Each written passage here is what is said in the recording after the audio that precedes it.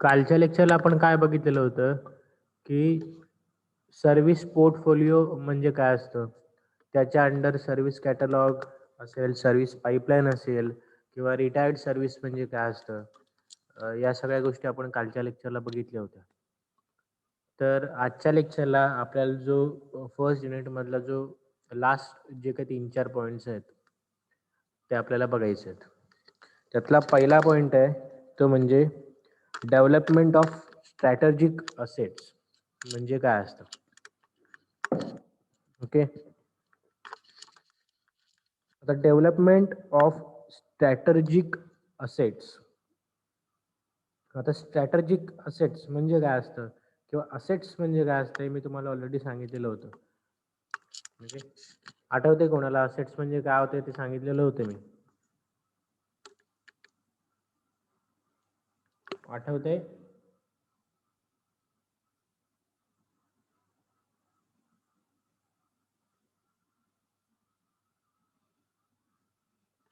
आठवतंय का कोणाला असेट्स म्हणजे काय होतं मी सांगितलेलं होतं?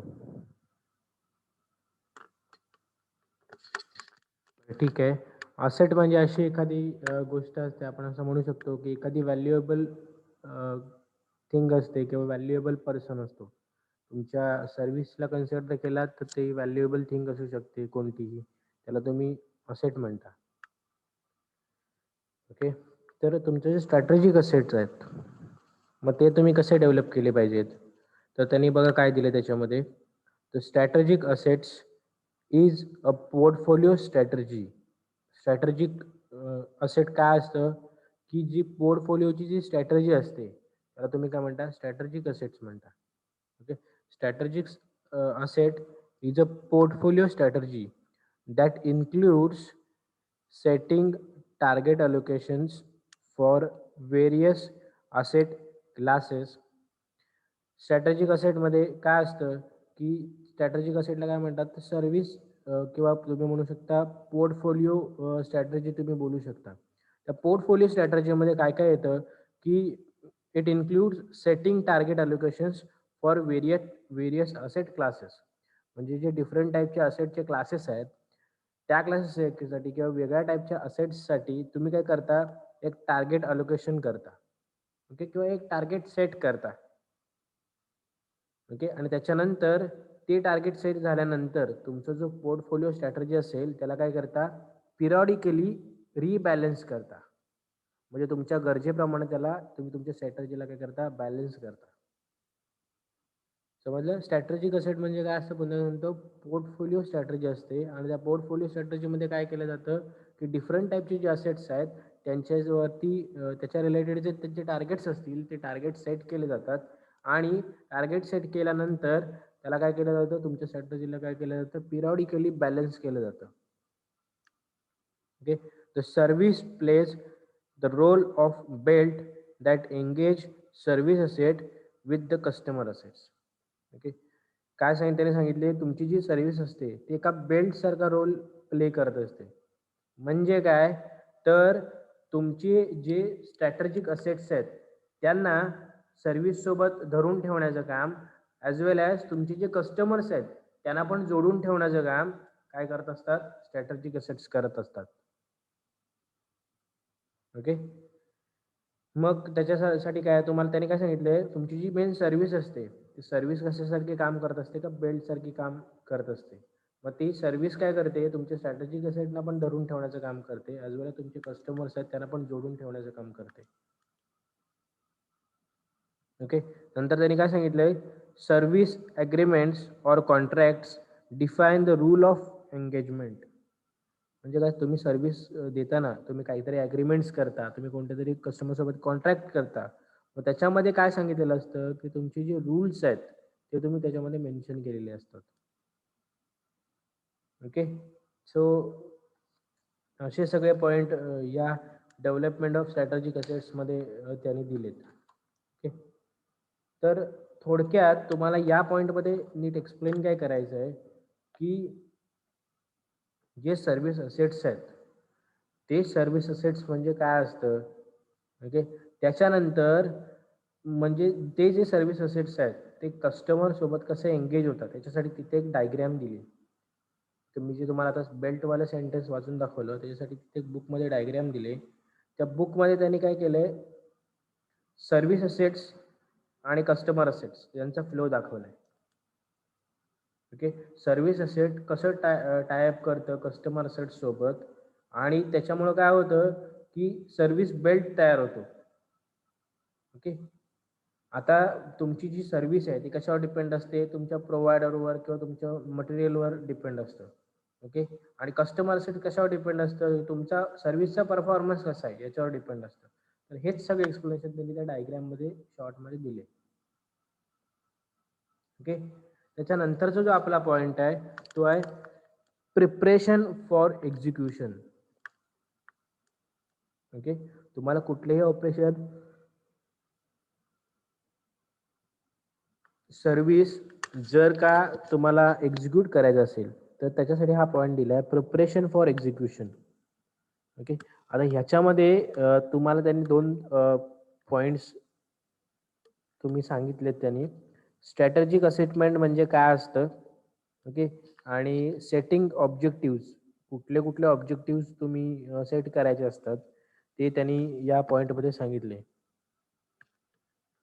ओके.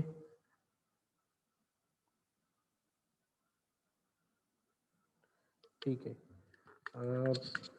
त्याच्यातला जो पॉईंट आहे तो मी तुम्हाला एक्सप्लेन करतो. Preparation for execution. ओके. त्यातला पहिला पॉईंट आहे तो म्हणजे स्ट्रॅटेजिक असेसमेंट.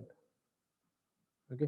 असेसमेंट म्हणजे काय असतं, स्ट्रॅटेजिक असेसमेंट म्हणजे काय, थोडक्यात त्याचं टेस्ट केलं जातं किंवा त्याला चेक केलं जातं.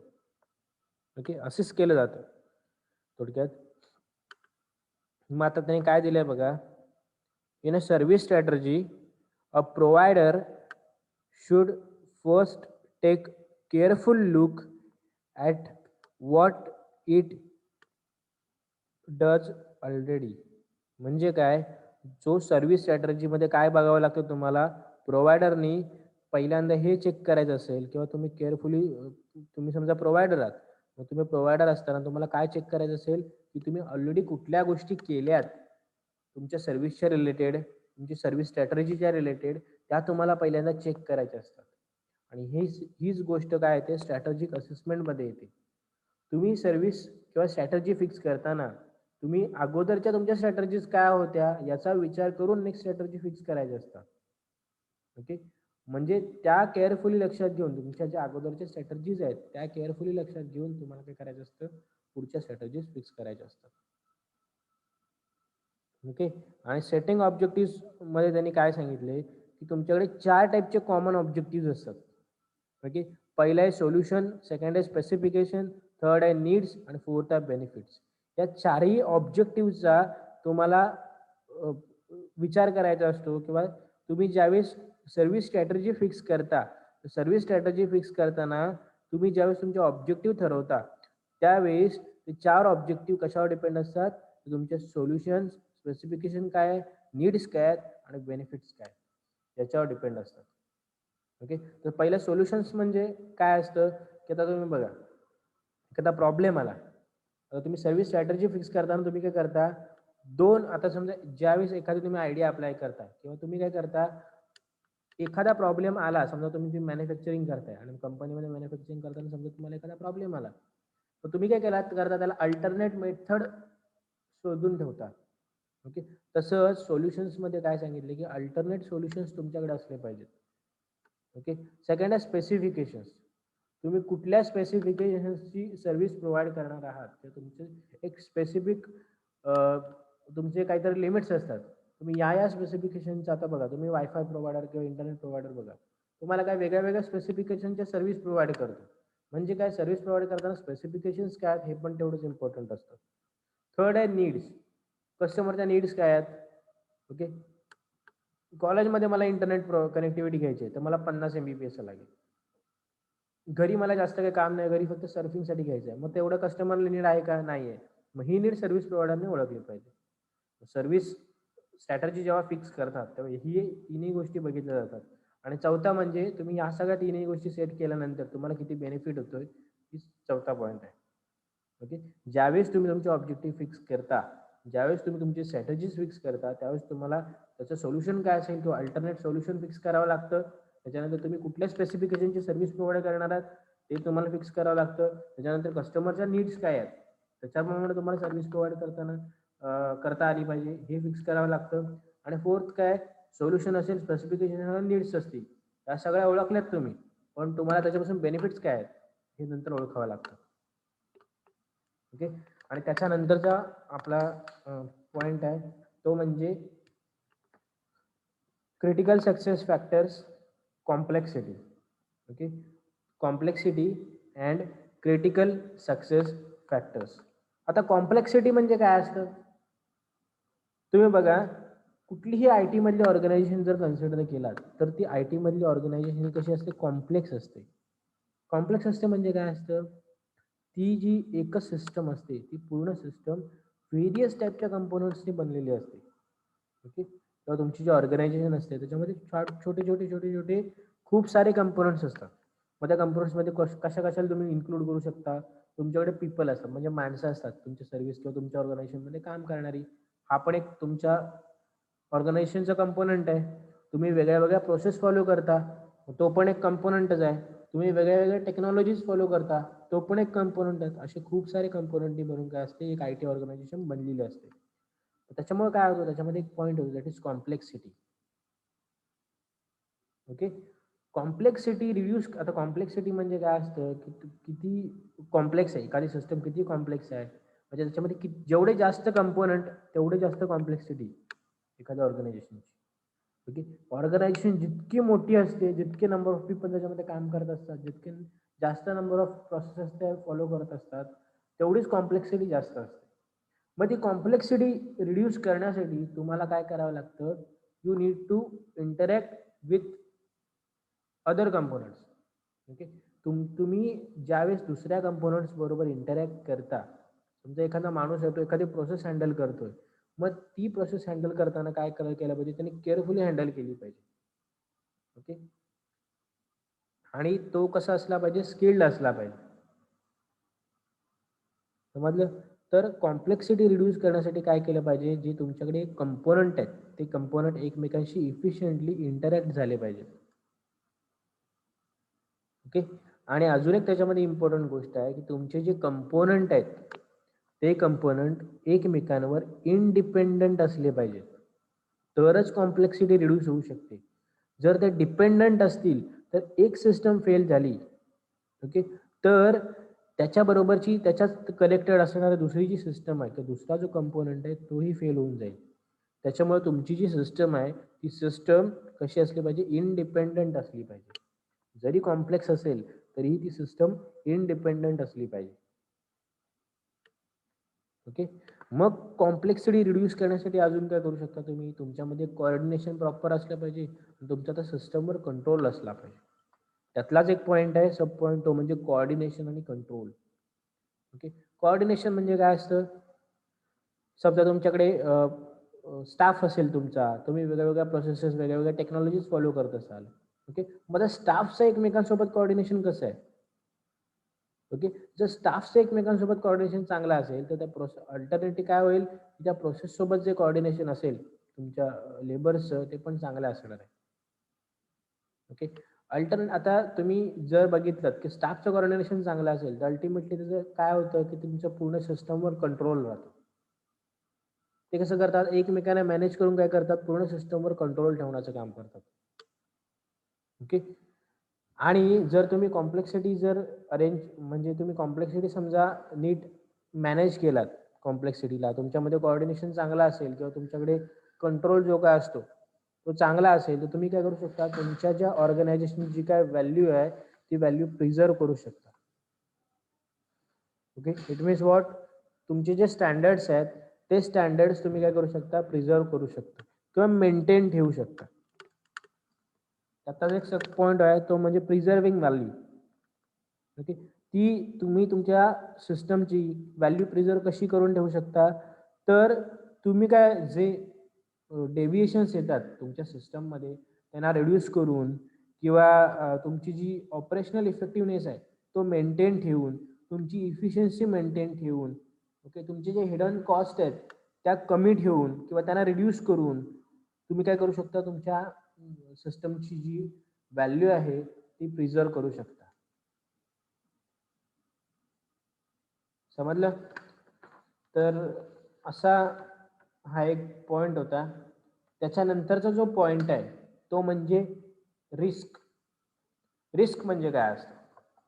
ओके, आता रिस्क मध्ये काय त्याने दिलंय बघा, risk is defined as a possible event that could cause harm or loss, or you can say that affect an organization's ability to achieve its objective.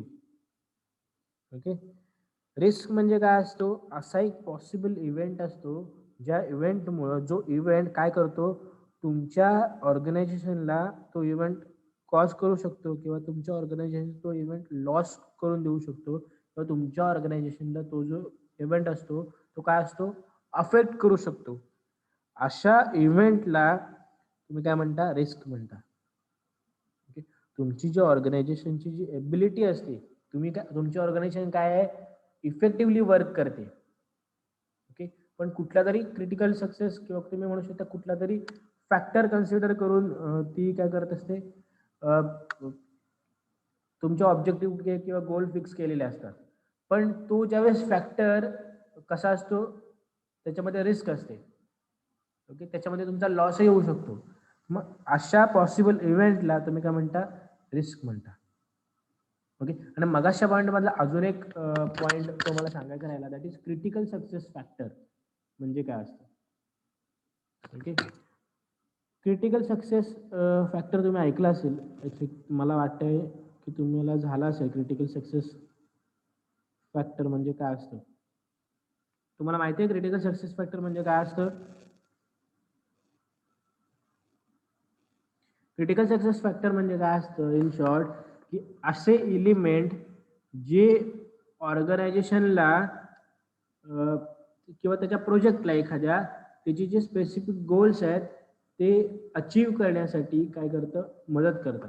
तर असे फॅक्टर्स त्यांना काय म्हणतात, क्रिटिकल सक्सेस फॅक्टर्स. ओके, एखादा project आहे किंवा एखादी organisation आहे, त्या ऑर्गनायझेशनला त्याचे स्पेसिफिक जे मिशन आहे ते अचीव करून देण्यासाठी जे फॅक्टर्स हेल्प करतात त्या फॅक्टर्सना काय म्हणतात, क्रिटिकल सक्सेस फॅक्टर्स म्हणतात.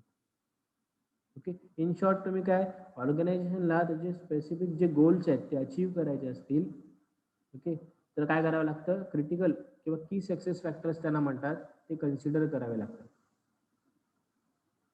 ओके, असे फॅक्टर्स ज्याच्यामुळं तुम्ही काय करू शकता, एफिशियंटली तुम्ही तुमचं जे काम आहे ते करू शकता आणि तू काय करू शकता, ऑर्गनायझेशनला काय जे त्याचं मिशन आहे ते अचीव करण्यासाठी मदत होते त्याच्यामुळे. ओके, त्याला क्रिटिकल सक्सेस फॅक्टर्स म्हणतात. त्याच्यानंतरचा पॉईंट आहे रिस्क. रिस्क म्हणजे काय असतं, असा पॉसिबल इव्हेंट असतो जो अफेक्ट करतो ऑर्गनायझेशनची जी ॲबिलिटी आहे. ओके, ऑर्गनायझेशनची जी एखादं ऑब्जेक्टिव्ह अचीव करण्याची जी ॲबिलिटी आहे त्या ॲबिलिटीवर काय करतो, अफेक्ट करतो. असा जो पॉसिबल इव्हेंट असतो त्या पॉसिबल इव्हेंटला काय म्हणतात, रिस्क म्हणतात. ओके, आता रिस्क मध्ये दोन टाईप येतात, एक असते रिस्क असेसमेंट आणि एक असते risk management. Okay, risk assessment मध्ये काय केलं जातं तर बघा, risk assessment is concern with collecting information related to the risk. Okay, risk assessment मध्ये काय केलं जातं की रिस्कच्या रिलेटेड जी इन्फॉर्मेशन आहे ती फक्त कलेक्ट केली जाते, त्याला असेस केलं जातं, म्हणजे काय केलं जातं, चेक केलं जातं. ओके, सो जेणेकरून जी ऑर्गनायझेशन आहे ती ॲप्रोप्रिएट डिसिजन्स घेऊ शकेल. जर रिस्क असेसमेंट चांगली असेल म्हणजे काय, एखादा प्रोजेक्ट लॉन्च करायच्या अगोदर त्याच्यामध्ये कोणत्या कोणत्या रिस्क आहेत ह्या जर तुम्ही फाइंड आउट केलात, याची जर इन्फॉर्मेशन फाइंड आउट केलात, पुढे होणारे जे धोके आहेत, पुढे होणारे जे प्रॉब्लेम्स आहेत ते तुम्ही टाळू शकाल. That is your risk assessment. Okay, त्याच्यानंतरचा पॉईंट आहे रिस्क मॅनेजमेंट. ओके, त्याच्यामध्ये दोन सब फेजेस होते असं तुम्ही म्हणू शकता रिस्कमध्ये. रिस्क मॅनेजमेंट म्हणजे काय असतं, की risk management involves understanding, analysing and addressing risk to make sure organisations achieve their objective. म्हणजे काय, रिस्क मॅनेजमेंट म्हणजे काय असतं, त्याच्यामध्ये अंडरस्टँडिंग असतं, ॲनालिसिस करता तुम्ही त्याच्यामध्ये आणि ॲड्रेस करता रिस्कला. कशापासून, तर तुमची जे ऑर्गनायझेशन आहे ती तिचं स्पेसिफिक जे ऑब्जेक्टिव्ह आहे ते कसं केलं पाहिजे, त्याने अचीव केलं पाहिजे. याच्यासाठी तुम्ही काय करता, तुम्ही वेगळ्या वेगळ्या प्रोसेस फॉलो करता, त्या वेगळ्या वेगळ्या कन्सेप्ट अंडरस्टँड करून घेता, तुम्ही त्या सिस्टमला ॲनालाइज करता. ओके, त्याच्यानंतर तुम्ही त्या सिस्टमला ॲड्रेस करता आणि त्याच्यानंतर तुम्हाला काय मिळतं, तुम्ही रिस्क मॅनेजमेंट करू शकता. म्हणजे येणारे जे प्रॉब्लेम्स आहेत ते तुम्ही सॉल्व्ह करू शकता. ओके, आता टाइप्स ऑफ रिस्क कोणते आहेत ते तुम्हाला सांगतो. रिस्क असेसमेंट आणि रिस्क मॅनेजमेंट या रिस्कमधल्या 2 फेजेस आहेत, एवढं लक्षात ठेवा. रिस्कमध्ये टाईप कोणते कोणते आहेत, तर 3 टाईपच्या रिस्क असतात तुमच्याकडे. एक असते डिझाइन रिस्क, एक असते ऑपरेशनल रिस्क, एक असते मार्केट रिस्क. डिझाइन रिस्क म्हणजे काय असतं, ज्यावेळेस तुम्ही डिझाइन बनवता, ओके, तर ते डिझाइन कसं असलं पाहिजे, प्रॉपर असलं पाहिजे. समजा आता काय काय वेळेस काय होतं बघा, ॲपलचा फोन, तुम्हाला ॲपलचेच एक्झाम्पल देतो. ॲपलचा फोन कसा असतो, तर म्हणजे डिझाईनच्या लुक काय कायमध्ये कसं होतं, की एखादा फोन तुम्ही मार्केटमध्ये लॉन्च करता, म्हणजे ॲपल असो, दुसरे अँड्रॉइड असो, कुठल्याही कंपनीचा असो. काय काय वेळेस काय असतं, त्या फोनचे स्पेसिफिकेशन चांगले असतात, पण त्या फोनचं डिझाईन बरोबर नसतं. त्याचा इफेक्ट कुठं होतो, तुमच्या डायरेक्ट प्रॉफिटवर होतो किंवा तुमच्या ऑर्गनायझेशनवर होतो त्याचा इफेक्ट.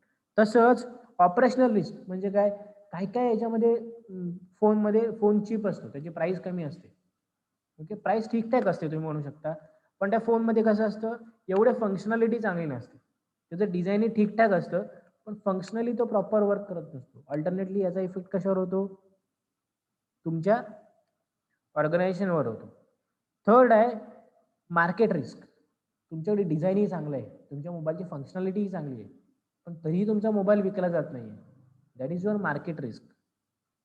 ओके, 3 टाईपचे रिस्क असतात. एक असते डिझाइन रिस्क, म्हणजे काय, कस्टमरला समजा डिझाईन आवडली नाही, मग तुमचं काय जाणार, तुमचं प्रोडक्ट सेलच होणार नाही. That is your design risk. Operational risk म्हणजे काय, फंक्शनली काहीतरी प्रॉब्लेम आहेत तुमच्या डिव्हाइसमध्ये, फंक्शनली काहीतरी प्रॉब्लेम आहेत, मग ते काय झालं, ऑपरेशनल रिस्क झाली. मार्केट रिस्क म्हणजे काय, तुमच्याकडे सगळ्या गोष्टी आहेत, फक्त तुमच्या प्रोडक्टची कॉस्ट जास्त आहे, मग ती काय झाली, त्याच्यामुळे पण काय झालं, तुमचे प्रोडक्ट विकलं जाणार नाही. That is your market risk. समजलं क्रिटिकल सक्सेस फॅक्टर काय असतं, रिस्क म्हणजे काय असतं, किंवा डेव्हलपमेंट ऑफ स्ट्रॅटेजिक असेट्स म्हणजे काय असतं. या सगळ्या गोष्टी मी आजच्या लेक्चरला तुम्हाला सांगितल्या. तर इथे आपला जो फर्स्ट युनिट आहे ITSMचं इंट्रोडक्शन आणि सर्व्हिस स्ट्रॅटर्जी, हा जो काय पार्ट आहे तो इथे संपलाय, पहिला युनिट. ठीक आहे.